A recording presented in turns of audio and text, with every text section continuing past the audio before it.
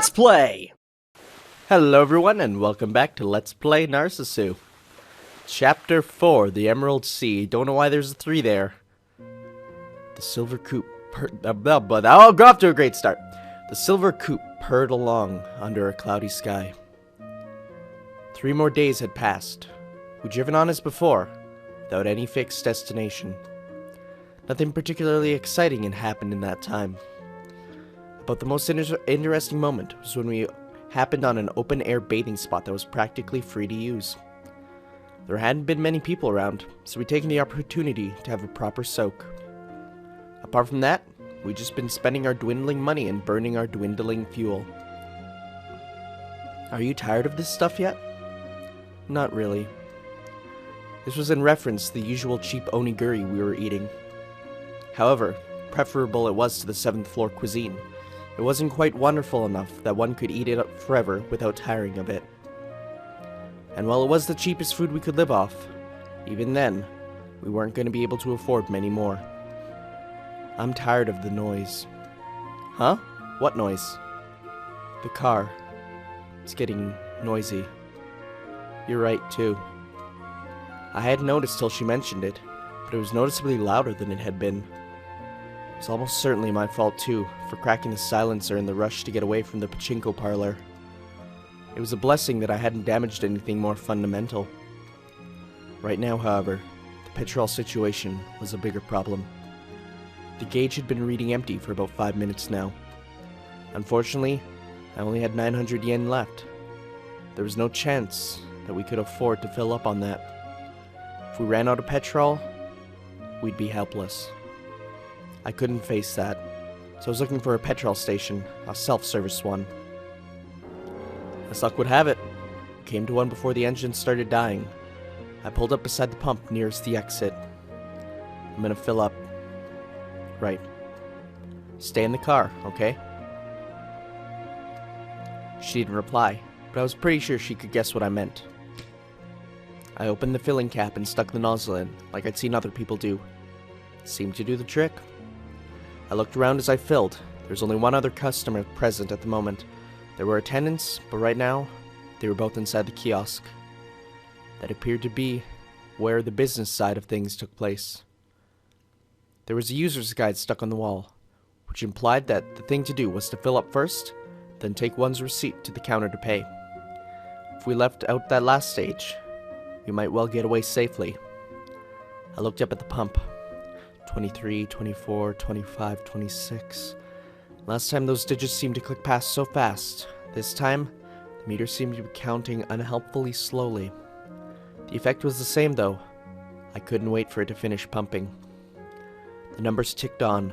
They reached the 40-liter mark. We were nearly there. Then... Afternoon, sir! It was one of those attendants. Damn him. I hadn't noticed him leave the kiosk. Need your ashtray emptying? Tire pressure's all okay? Yeah, we're fine, thanks. Good, good. You gotta be careful at this time of year, you know? Gets a bit dangerous with the cold. Then apparently, thinking I'd appreciate the service, he actually started washing the car windows. With a beautiful sense of timing, the tank chose that moment to become full. The hum of the pump cut out, and it was replaced with the rattle of a receipt printing. Just take that to the till to settle up. The attendant stopped scrubbing for long enough for me to point towards the kiosk. I reached out dumbly and took the receipt in one hand. Then, completely at a loss to know what to do, just stood there staring at it. Is something wrong, sir? No, it's fine. Confounded, all I could do was clamber back into the car. I started the engine reflexively. What should I do?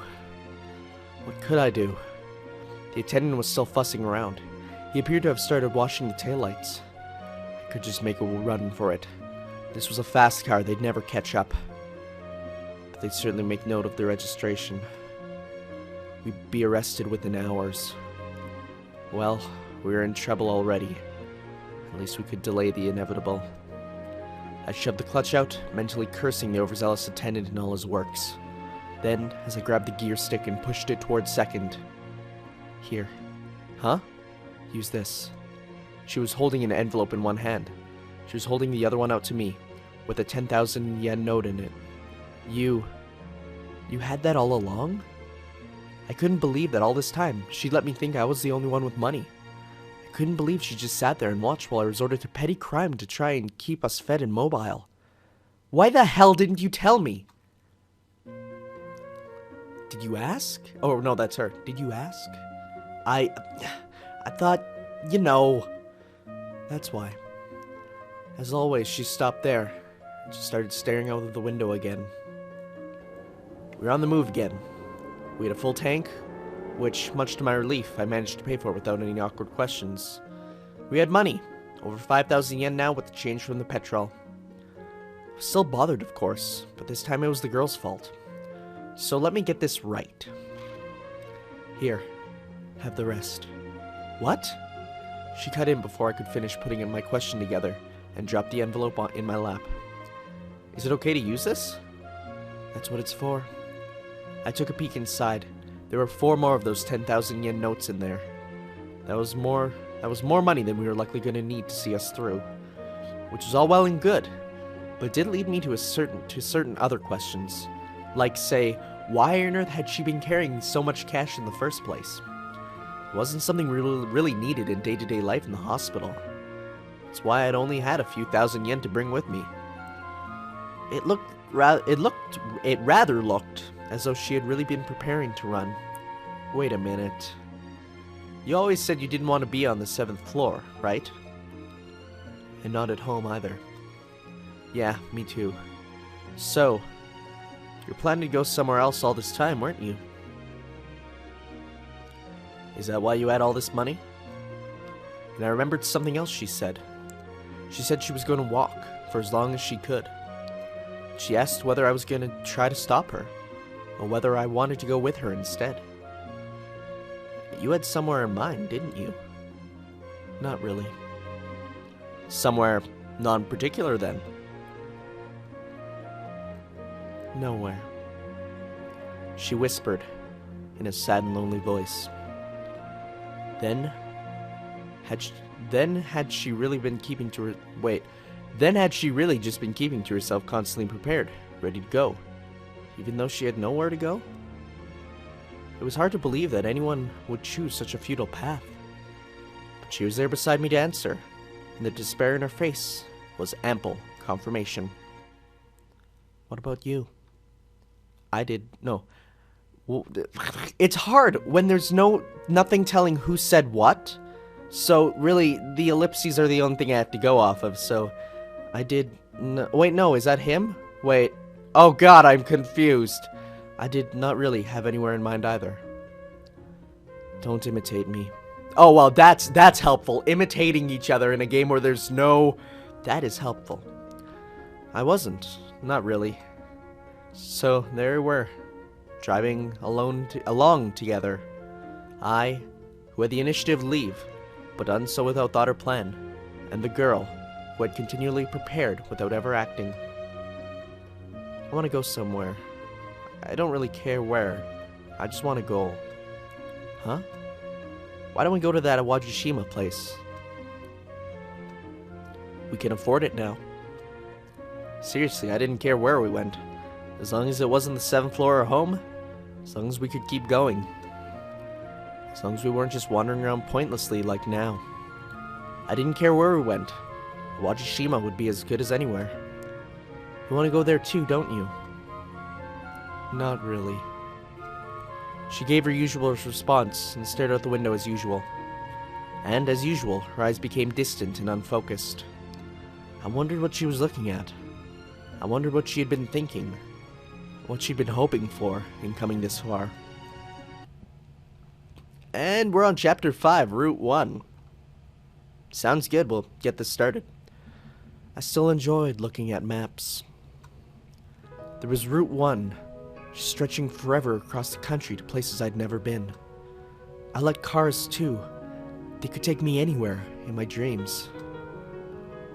But however much I looked, and however much I learned, it was all academic. It wasn't real. Reality, and my spirit itself, were growing increasingly fragile. I had a swimming costume. I had maps. What I didn't have was a future. There was a world outside the window, but it wasn't one I could enter or touch. I could close my eyes. There was another world there, an empty world. That would make the one outside go away. I knew that. I could accept that. I knew that the empty world was all I had, and the one outside was not for me. And yet, I couldn't help but imagine. I couldn't help but hope. I couldn't help dreaming.